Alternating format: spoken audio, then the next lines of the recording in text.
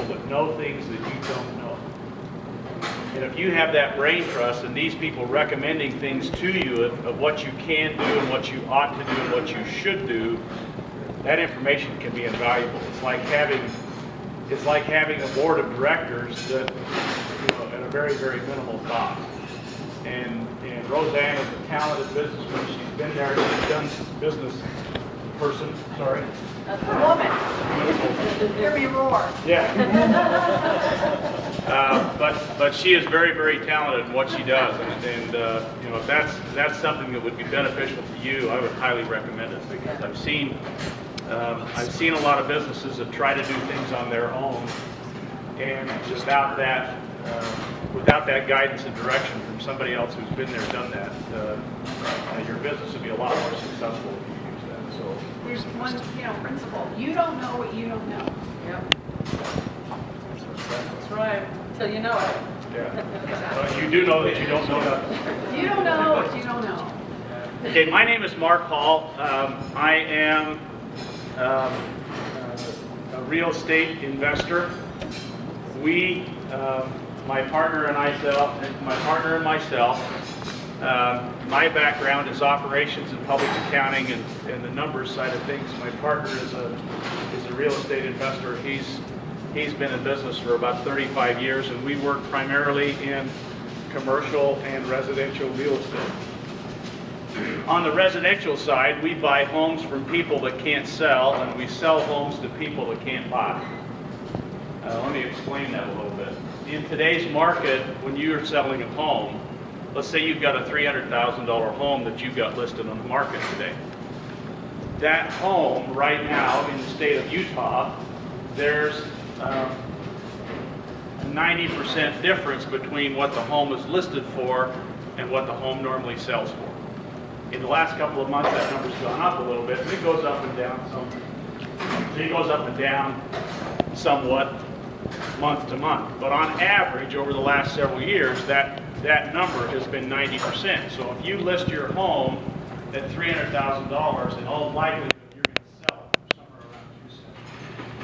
So you're going to walk away from $30,000 if you sell your home. And a lot of people are comfortable with that. They're comfortable with what the listing prices are. They'll generally start with what homes have done in the neighborhood. Some neighborhoods are better, but you'll generally see that people have to walk away from that 10% number.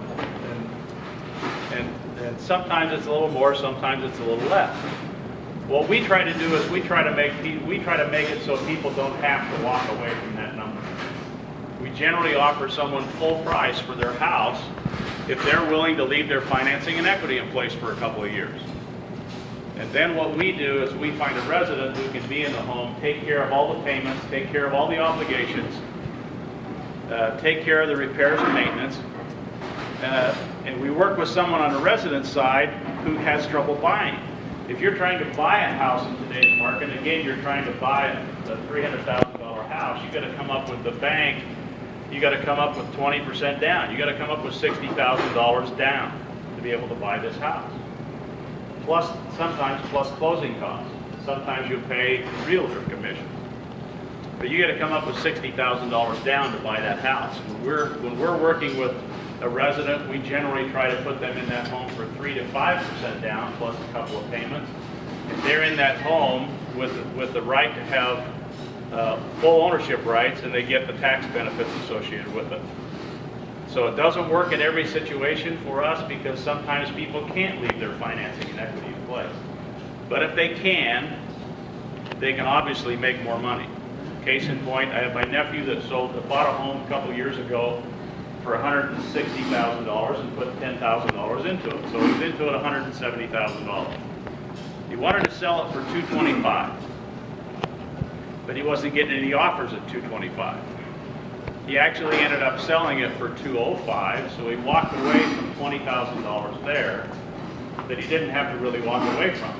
And in his particular case, his payments were right, and we would have given him probably $235,000 for his house if he could have left his financing and equity in place. Unfortunately, in his particular case, he and his wife both lost their job the same week.